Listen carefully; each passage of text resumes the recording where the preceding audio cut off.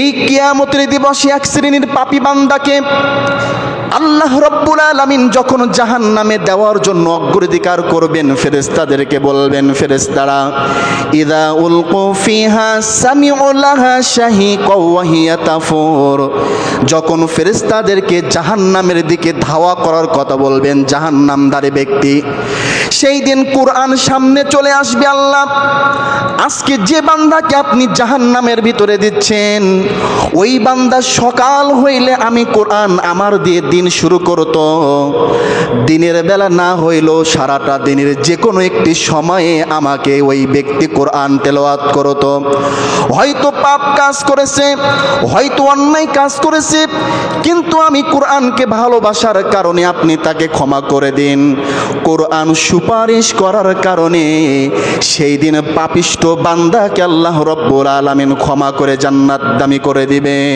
কোন মানব জাতি যদি দুইটা জিনিস থেকে যদি পৃথক হয়ে যায়, এই দুইটা জিনিস থেকে যদি মানুষ বঞ্চিত হয়ে যায়, তাহলে বুঝতে হবে ওই ব্যক্তিটা পৃথিবীর ভিতরে ক্ষতিগ্রস্ত হবে।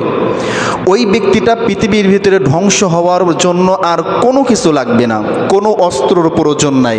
ধ্বংস হওয়ার জন্য আর কোনো কিছুর প্রয়োজন নাই, এই দুইটা জিনিসই যথেষ্ট।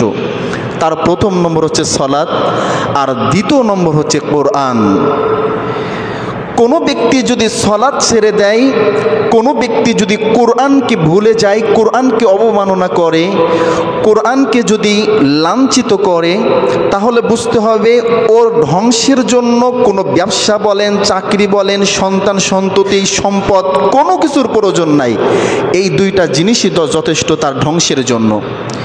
এই কারণের জন্য আল্লাহ রাব্বুল আলামিন পৃথিবীর ভিতরে মানব জাতিকে সৃষ্টি করেছেন একবার মায়ের কোল থেকে, দোলনা থেকে মৃত্যুবরণ করার আগ পর্যন্ত, খাটিয়া পর্যন্ত মানুষকে শিক্ষা গ্রহণ করতে হবে। আল্লাহ রাব্বুল আলামিন কোরআন যখন নাজিল করলেন, সর্বপ্রথম যে আয়াত নাজিল করলেন, ইকরা, পড়ো, বিসমি রব্বিকাল্লাযী খলাক, তোমার রবের নামে যিনি তোমাকে সৃষ্টি করেছেন। তাহলে আল্লাহ রাব্বুল আলামিন কোরআন নাজিল করেই সর্বপ্রথম পড়তে বলেছেন। একটা মানুষ যদি জীবনে না পড়ে, একটা মানুষ যদি জীবনে কিছু না শিখতে পারে, তাহলে তার ইহকাল পরকাল দুই কালে ধ্বংস হয়ে যাবে। এই কারণের জন্য আমাদেরকে এটা শিখতে হবে। কোরআন এমন একটি জিনিস যেটা মানব জাতিকে ধ্বংস করতে পারে, আবার মানব জাতিকে উপকার করতে পারে। কিয়ামতের দিবসে ভালো আমল যদি নিয়ে মানুষ জান্নাতে যাওয়ার জন্য যদি ধাপিত হয়, যে সে জীবনে অনেক ভালো কাজ করেছে, আল্লাহ রাব্বুল আলামিন তার জন্য তাকে জান্নাত দিবেন। আর ওই দিন যদি কোরআন কারো ওই ব্যক্তির বিপক্ষে চলে যায়, তাহলে তার পূর্বের যত ভালো আমল সব ধ্বংস হয়ে যাবে। কথা বুঝতে পেরেছেন? একজন ব্যক্তি দান করেছে, হজ করেছে, সম্পদ ব্যয় করেছে, ভালো পর্যায়ে হালাল রিজিক উপার্জন করেছে, কিন্তু কোরআনকে ভালোবাসতে পারে নাই। কোরআন যদি কিয়ামতের দিবসে ওই ব্যক্তির বিপক্ষে চলে যায়, যে মহান রব যতদিন বেঁচে ছিল আমাকে ভালোবাসি নাই। কোরআন মানে কি? আল্লাহর কথা। কোরআন মানে কি? আল্লাহর বাণী। কোরআন মানে কি? আল্লাহর উপদেশ। আপনি কোরআনকে ভুলে যাচ্ছেন মানে কি? আল্লাহর একটি কথাকে আপনি অমান্য করলেন।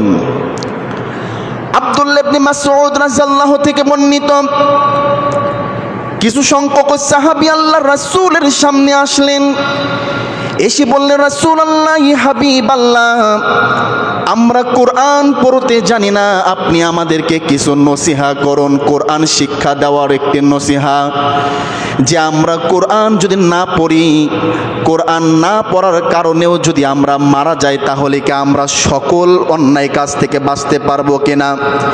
কারণ আমরা তো সালাত আদায় করি, আমরা ভালো কাজ করি, আমাদের আল্লাহর বিধিবিধান যতটুকু আছে মানার চেষ্টা করি, কিন্তু কোরআন পড়তে পারে না, তাহলে এই কোরআনের কারণে কি আমরা অভিশপ্ত হব? আল্লাহ রাসূল সাল্লাল্লাহু আলাইহি সাল্লাম ওই দিন সাহাবীদেরকে বললেন, সাহাবীরা শুনে রাখো, আল কোরআন হুজ্জাতুল লাকা ওয়া আলাইকা, কিয়ামতের দিবসে যদি কোরআন তোমার পক্ষে থাকে তাহলে আল্লাহ রাব্বুল আলামিন পিছনের কি আমল করেছো, কি অন্যায় কাজ করেছো এটা হয়তো দেখবে না, কিন্তু কোরআন যদি কিয়ামতের দিবসে তোমার বিপক্ষে চলে যায়, তুমি জীবনের যতই ভালো কাজ করো না কেন আল্লাহ রাব্বুল আলামিন কোনো আমলকে গ্রহণ করবেন না, কোনো আমলকে গ্রহণ করবেন না যদি কিয়ামতের দিবসে কোরআন বিপক্ষে চলে যায়। দেখেন না যে আমরা যে কোনো অনেকে আসি চাকরির ইন্টারভিউ দিতে যাই, অনেকের চাকরি ইন্টারভিউ দেওয়ার আগেই হয়ে যায়। কেন? যে মেন অফিসার তার যে মেন লোক সে হচ্ছে আমার মামা, তার যে অতিরিক্ত কাছের মানুষ সে হচ্ছে আমার চাচা, বা আমি টাকা দিয়েছি কাছের মানুষ তৈরি করে নিয়েছে, সে যখন বলবে যে আমার লোক, তখন চাকরির জন্য আর ইন্টারভিউ দেওয়া লাগে না। ঠিক কিয়ামতের দিবসে এই কোরআন মহান রবকে বলবে, আল্লাহ এই ব্যক্তি হয়তো অন্যায় কাজ করেছে কিন্তু যতদিন বেঁচে ছিল আমাকে ভালোবেসেছে, তো আচ্ছা এই ব্যক্তি, যে ব্যক্তি আমাকে ভালোবেসেছে, আমি কোরআন আমাকে ভালোবাসার কারণে ওই ব্যক্তি পাপ করছে, আমি জাহান্নামে চলে যাচ্ছে, আমি কোরআন কেমন করে দেখতে পারি? সহিহ হাদিস।